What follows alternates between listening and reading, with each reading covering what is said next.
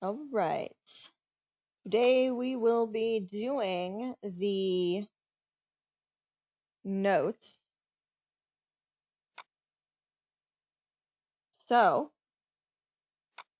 first thing you'll want to do is get into Canvas.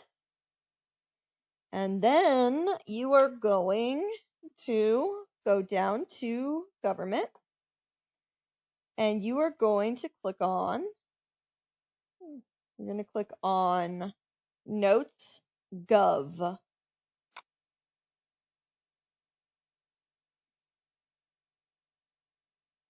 I want to reset this, I think. Because I started filling it out.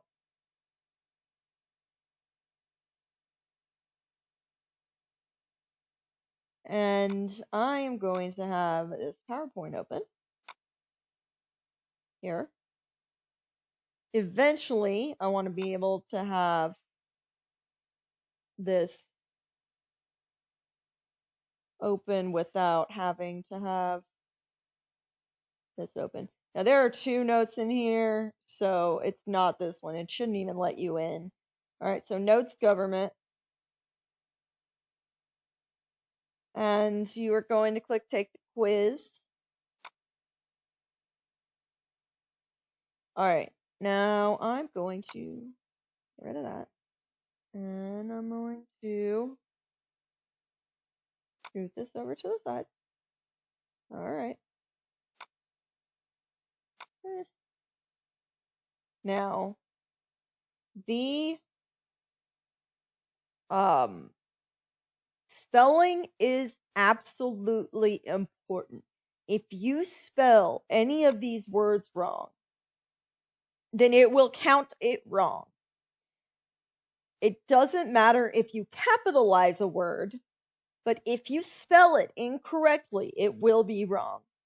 In the background of this, I cannot possibly come up with every misspelling that exists. And the point of doing it this way is so that it automatically grades and you can get feedback right away. So you need to be careful how you are spelling the words that you're putting into these boxes,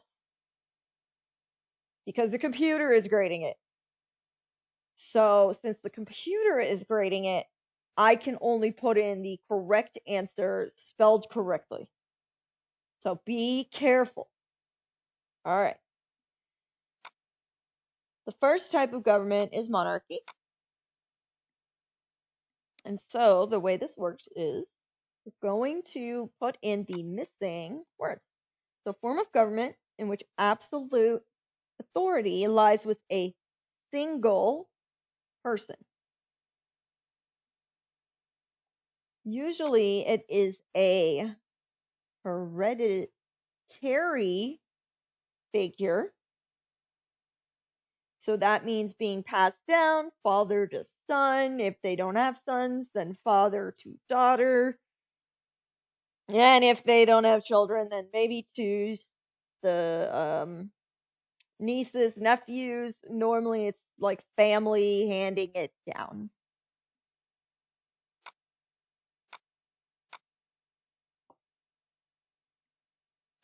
And you can pause the video to fill these things in if you need to.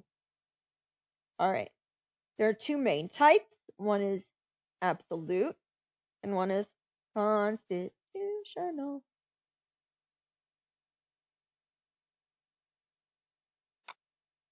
In an absolute monarchy, and this is Louis XIV of France, looking fabulous with his extra hair here. It's probably a wig.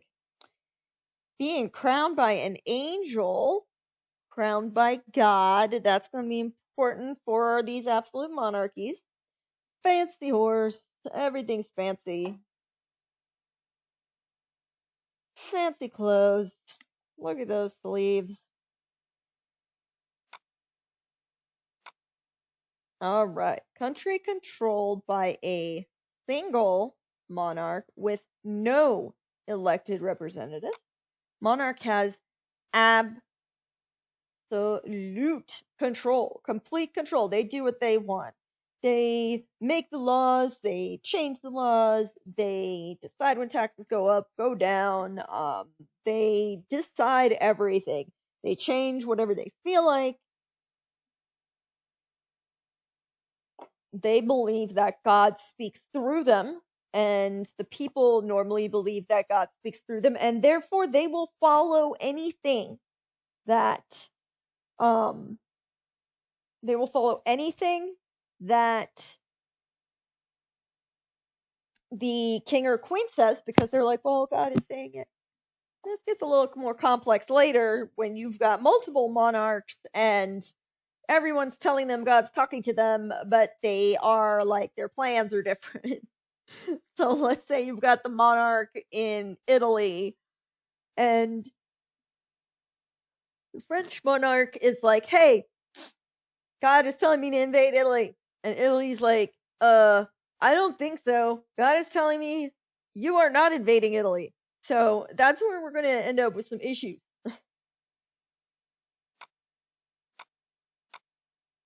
All right. This is probably what we're more used to seeing is the constitutional monarchy. We see this in Britain. All right. The country has a constitution of laws and rights. The country normally has a group of elected representatives to represent the people. They're normally called Congress or Parliament. A monarch may just be a figurehead.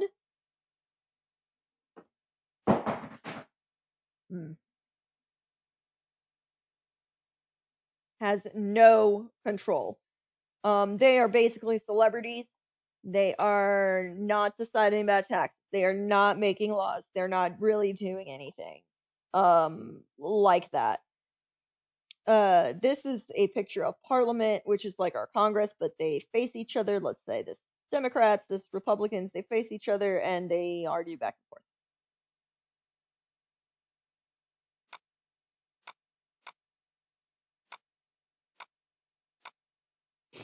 All right, dictatorship controlled by a single absolute ruler. Power is not transferred through heredity.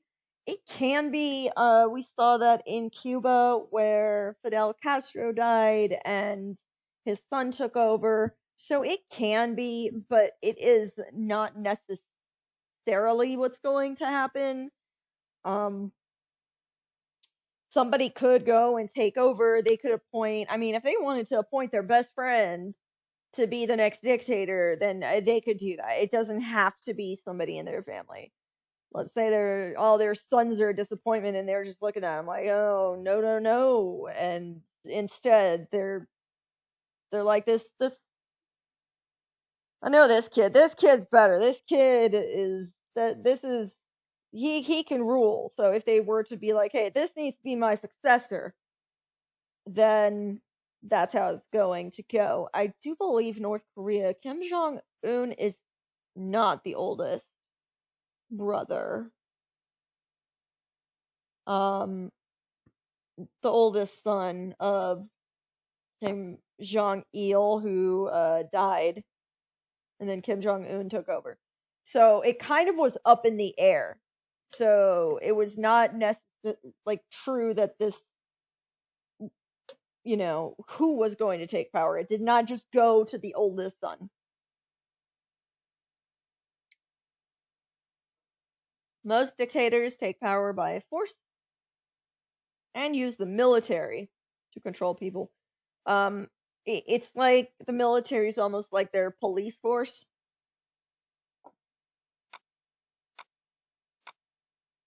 All right. Republic, this is what we have. A government in which power is in the hands of the citizens who vote to elect representatives that make decisions to the law and wishes of the majority. That is going to be important. Majority. So let's say this is North Carolina, South Carolina, Georgia. North Carolina picks somebody to represent them. South Carolina picks someone. And Georgia picks them. And then they get together and they're just like, hey, all right, what's good for our states and our country? Oh, should we have equal rights? Oh, yes, okay. Let's say two of them say yes. One of them is like, no, we should not be equal. Some people should have more rights than other people. But because these two said they should, then it's going to happen. Everybody gets equal rights because majority rules. All right.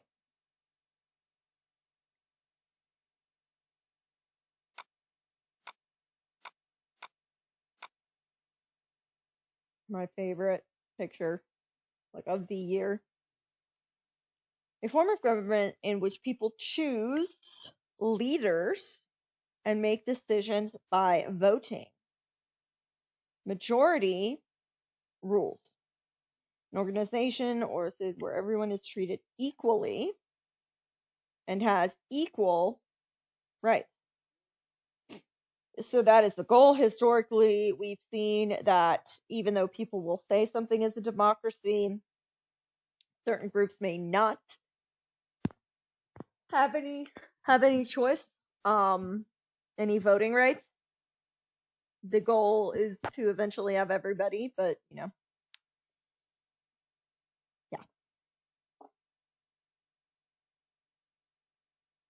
Next is socialist. And socialist has gotten a kind of a I don't want to say bad rap, because there are definitely negatives, and I'm not advocating for anything, but people use this incorrectly. They will say things about socialism that are actually communist characteristics. So, economic government system of social organization in which the goal is producing and distributing goods collectively or by a centralized government. The government controls the economy. The government makes the laws and decisions. In socialism, there are private businesses. They are regulated, and that's what is happening here. So businesses have to have a certain standard. They have to have wheelchair access. They have to have, so people with disabilities have to be able to get in. We have social programs, welfare. Medicaid is something we pay in through taxes so that people who are make less money can have health care. We pay in for Medicare, which is once you're older, you can use that. And again, you pay in from that, gets pulled from your paycheck automatically. And Social Security disability. And that's if you get a disability, then you will apply for that, and then you will get money while you're disabled so that you can survive. So we have social programs, and therefore are socialist. We lean a little bit more towards capitalism and will try to support private businesses. A lot of times we'll support private businesses with either government grants, government funding. So as soon as you get into that, you have socialism. And that actually became negative, kind of a bad word in a sense, during the Cold War. And so when we get to Cold War, I'll be bringing up socialism and communism because it was a fight between two powers. And that made one side evil. And that evil side, and the side that we thought was evil, were the communists and socialists. And so the concept gets kind of lost when you call something that really does not have a positive or negative, when you start calling it something negative, um, then it's going to sound negative.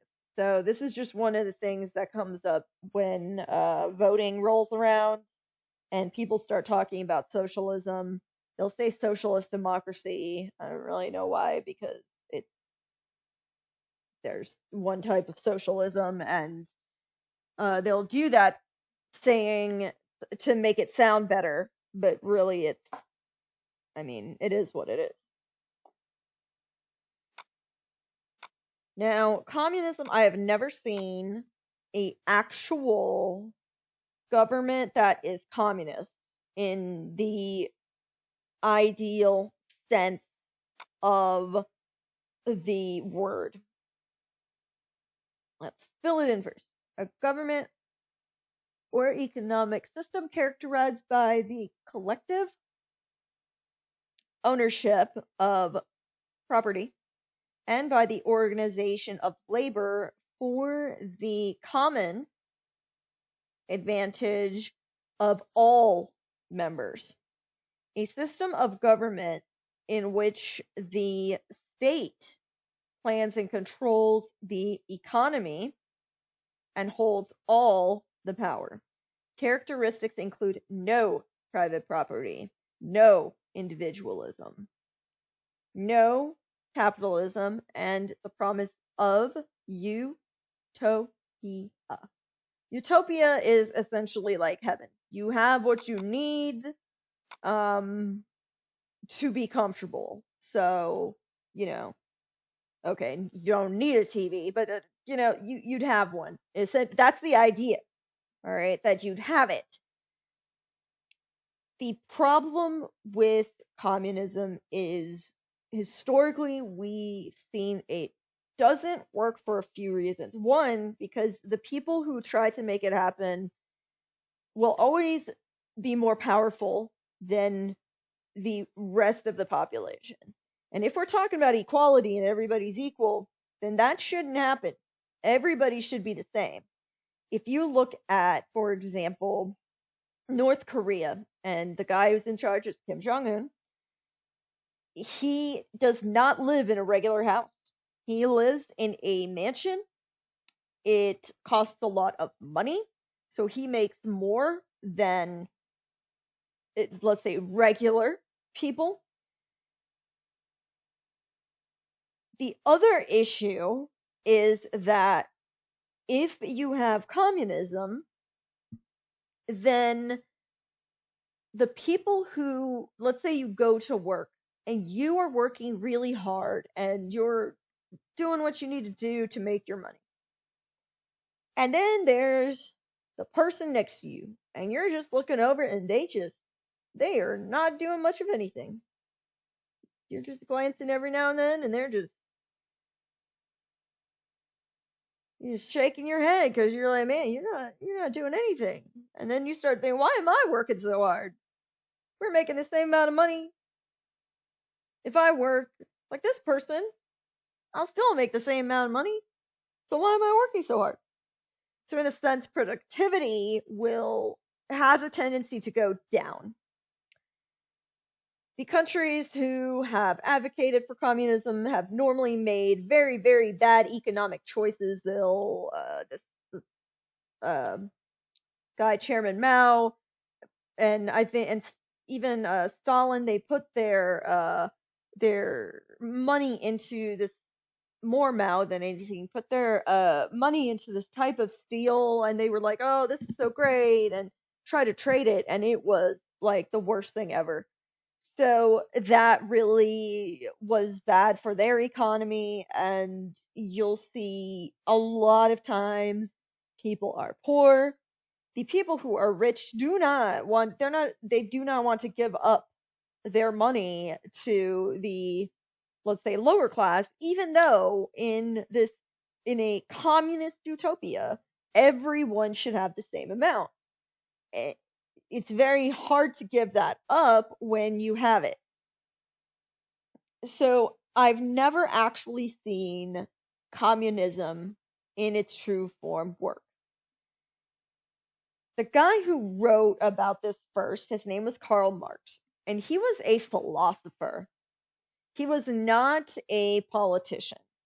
So he was writing, in an ideal world, this should be a thing. And the problem is, we're not in an ideal world. And a lot of leaders have used the idea of communism to get people behind them.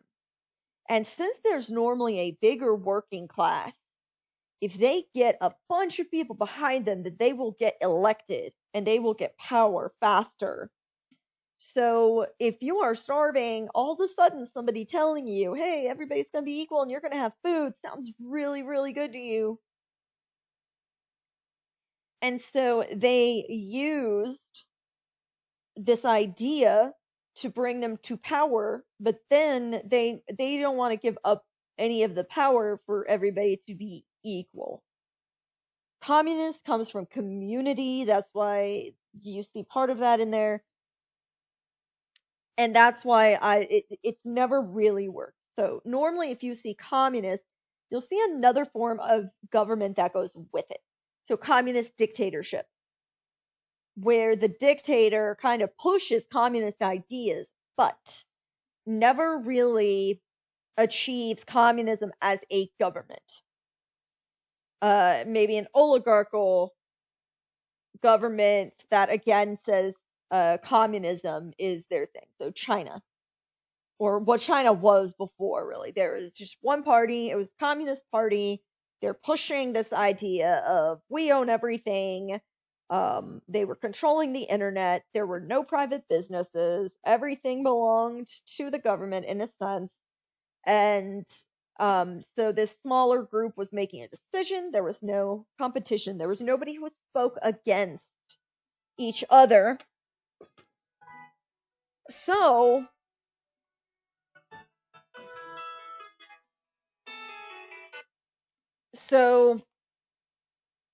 you did not have a change of opinion, and whatever happened, it was not stopped. All right, so done with my rant. Well, not really, because now I'm going to talk about Leninist communism, which is how it seems to work. There are various types of communism that have gotten separated, like subcategories, because of the lack of ability for communism to work.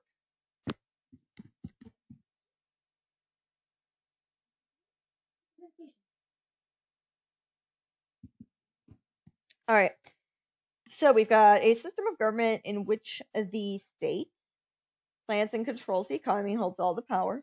Focus on revolution. Now I'm capitalizing it. You don't have to. Like I said before, capitalization does not matter. All right. Change and the overthrow of any government that is not communist.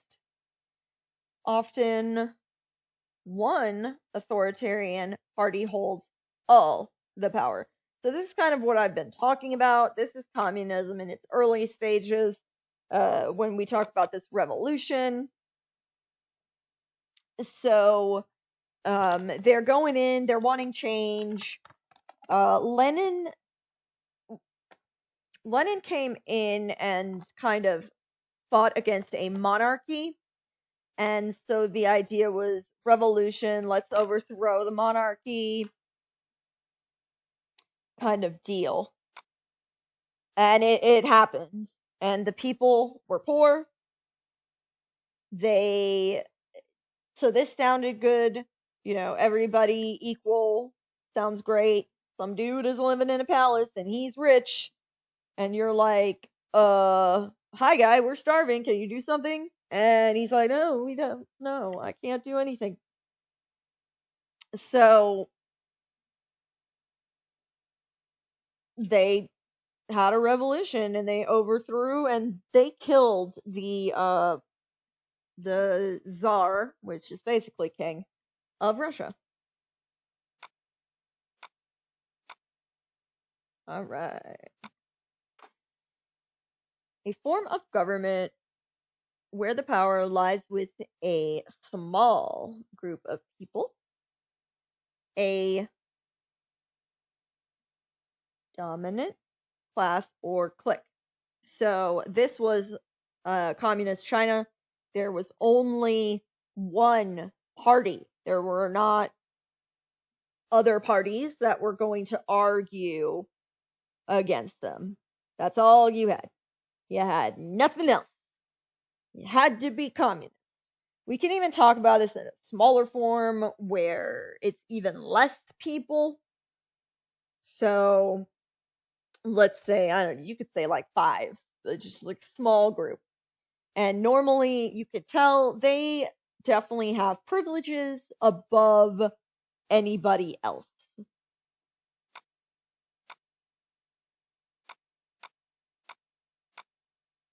All right. Totalitarian. They are going to control all of your life. Control, yeah. All aspects of life. Characteristics include. So be careful about spelling here. Censorship. Lack of individuality. No political opposition. And no freedom of speech, religion, no freedom, nothing. They use the military to control people. Pretty much a lot of dictatorships are totalitarian. You'll find it's not exclusive. So a government doesn't just have to have democracy. They can have a republic and a democracy. They can have a communist oligarchy. So you can have combinations. Some of them are so fascism, Nazism, Leninist communism. So again, be careful here. The fascism is an SCISM. Nazism, be careful. And Leninist, make sure you're spelling those right. Some dictatorships. If you spell something wrong, let's say dictatorship, pay attention if it's underlined in red. So some of these you might want to add a space at the end that will not mark it wrong.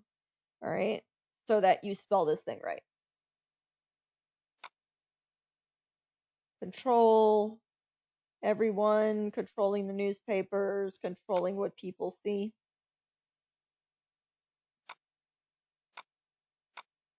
All right, now we've got a form of government that is ruled by religious leaders, a form of government in which a country is ruled by a deity. So that's a god or gods.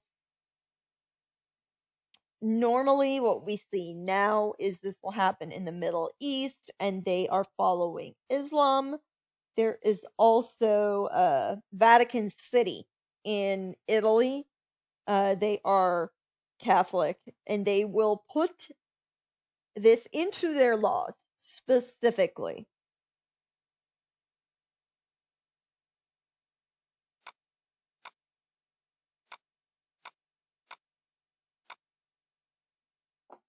All right.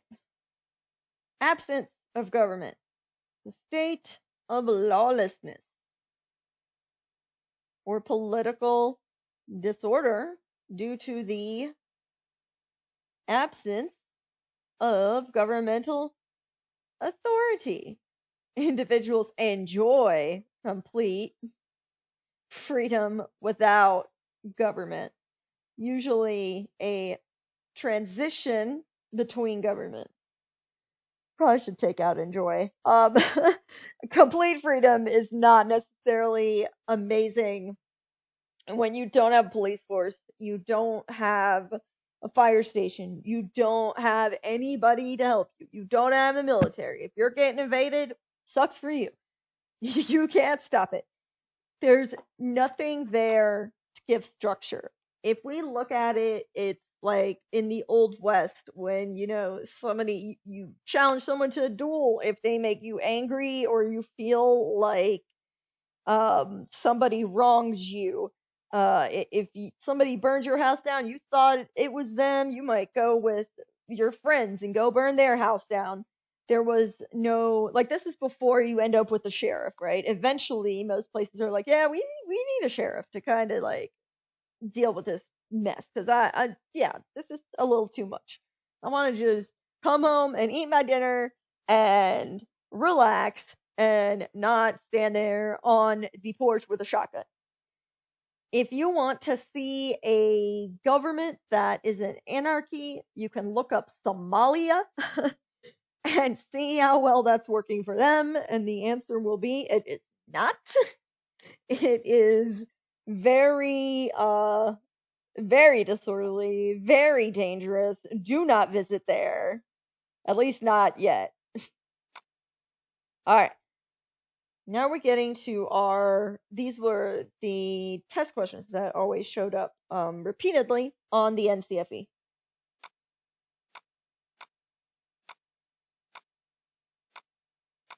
Now, these might be out of order from here, so you will have to be careful. All right. It must be acknowledged that the term republic is of a very vague application in every language. I would say purely and simply, it means a government by its citizens in mass, acting directly and personally according to the rules established by the majority. Thomas Jefferson, 1816. Which statement best summarizes Jefferson's idea of a republican government? Republican governments have a monarch that leads the country. Republican governments have strict laws that rule its citizens. The power of government rests with the body of its citizens. The power of government rests with the leaders at the top. All right. What I always say to people is if it is not in the little passage, it is not the answer. So if I look at this first one, monarch, is there a monarch in here? No. Monarch, there's no king, no queen, no monarch mentioned. Strict laws. Is there anything in here that says strict? There is not. There's no strict laws. The power of government rests with the body of its citizens. Citizens. In mass is like a body of people. Even majority, we could say, is a body of people. So I'll tell you right now, this is the answer. The power of government rests with the body of its citizens. Now over here, it's out of order. So it would have been A. So be careful. Power of government rests with the leaders at the top. It does not talk about leaders at the top. So that's where we're getting this. All right. So in this case, it's A. I get less thrilled when I see questions without a passage because now you have to go into your memory and see if you can figure it out. In contrast to a democracy, which form of government uses the military to maintain power against the people's consent? It's going to be a dictatorship, but you'd have to have that memorized. In this case, it's B, a peer dictatorship.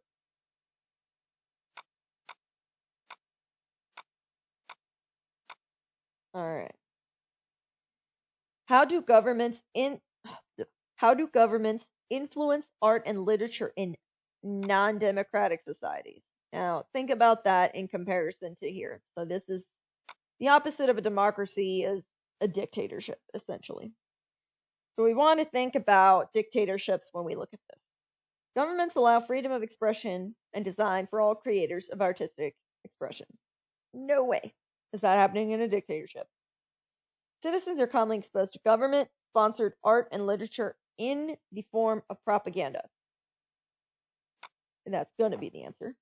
People are divided into labor classes, thereby allowing only certain people to create art or write literature. This is actually going to be when we talk about The class system in India, you may have talked about it last year. So different class systems where you can't really move out of. You do what your parents did. All right. Governments use artistic expression to attract foreign trade with nations interested in culture. This is, I would say, capitalistic. It's, this is more democracy related. There could be some government sponsored art here, but that is, but normally what they're talking about here is private citizens creating something for people to come and see.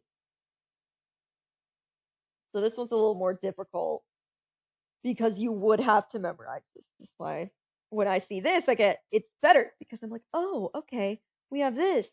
There's an answer in here. There is one in here. All right.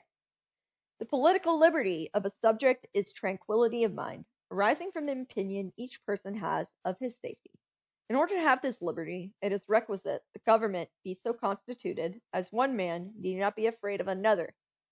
When the legislative and executive powers are united in the same person or in the same body of magistrates, there can be no liberty, because apprehensions may arise, lest the same monarch or senate should enact tyrannical laws,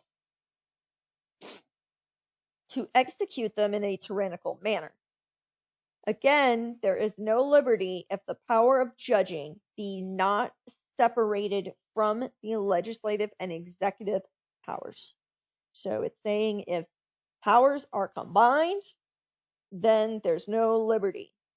If it's saying that, then it's saying you will have liberty if they are not combined. This is Montesquieu, Spirit of Laws, 1748.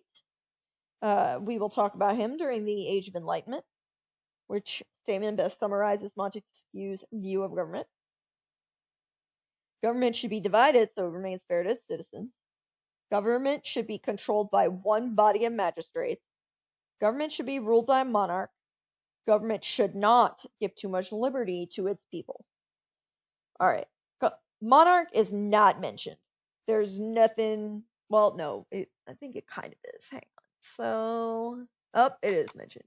It's right here. The way you can tell too is by counting the amount of times things are mentioned. So, monarch is mentioned once, but when it is mentioned, you see this tyrannical. Okay. Government should not. This isn't even mentioned. It doesn't even talk about. Wait, yes, it does. But it says no liberty. So Montesquieu would not. He would say there's no liberty if it's together, and he's going to be for liberty. He's like, the more liberty you have, the better. So we got. All right. Government should be controlled by one body of magistrates. Again, he does not like this. So let's say Senate, tyrannical laws. He is not excited about that plan. When the legislative executive powers are united in the same body, there can be no liberty. So he is not happy about the idea of it being in one person. That's going to be the answer. And this one is difficult because of that. Well, these are all mentioned, but if you read it, this is bad, this is bad, this is bad, and he believes this is good. And when he's talking about this, it's like if they are in one person, that is bad. So this one is kind of a more difficult question, because it needs you to like reverse it in your brain that if he's saying there's no liberty if they're combined. So in your head, you have to think, so if they're not combined, there is liberty. Oh, I should probably like pull that up over here, huh? Oh, right. And the answer is government should be divided. All right. Last one.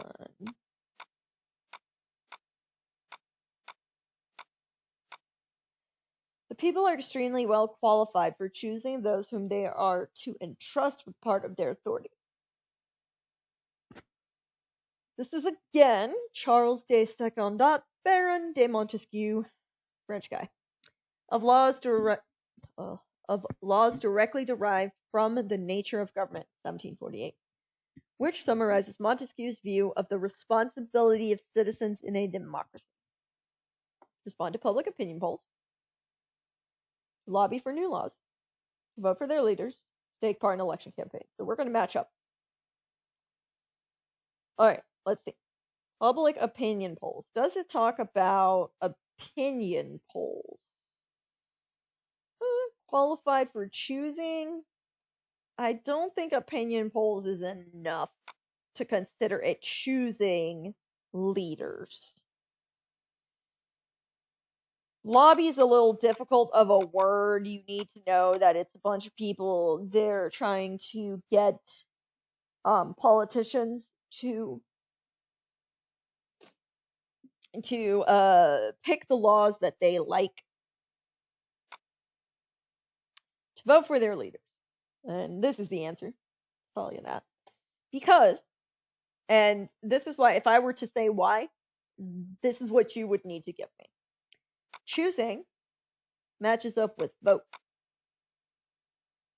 Leaders matches up with authority.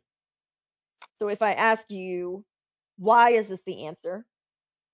Very simple.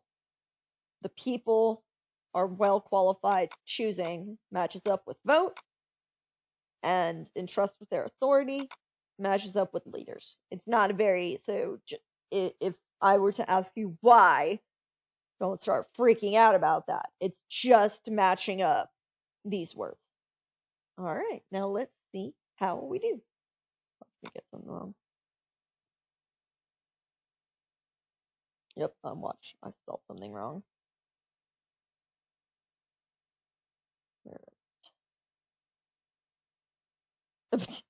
Yep, there you go. Didn't put an S.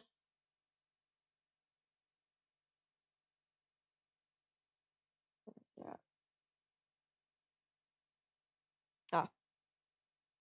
A government in which power is in the hands of the citizens, not in the hands of the citizen who vote. Yes, I messed that one up. So here, this is, wait, I got that right. Oh, I actually put in both. Hang on, so where did I get it wrong? Let's keep going. Aha! Again, dictatorships. I think I put this wrong in here, honestly. I need to fix that. Some dictatorship, yeah. I'm gonna need to fix that. Technically, I got it right before anybody else turns it in. Everything else is good. So, I'm gonna go in and fix that. Make sure you do put dictatorships because I will be fixing that. Luckily here, I had the option in there. So even I make mistakes. If you ever see anything like this, where I have put in the wrong answer, then, wait, I answered dictator. The answer is dictatorship. Some dictatorships. Okay, no. So it is right. I typed it wrong. So we're good. So whenever you're looking at this, you might get it twisted in your head like I just got twisted in mine. So no, this is correct. Make sure you put the S. When there's an S, very easy to mess this up. But if I were to go in, let's say 77 out of 78, I wanted to see what that was. If I put 77 slash out of 78, then that is going to be a 99.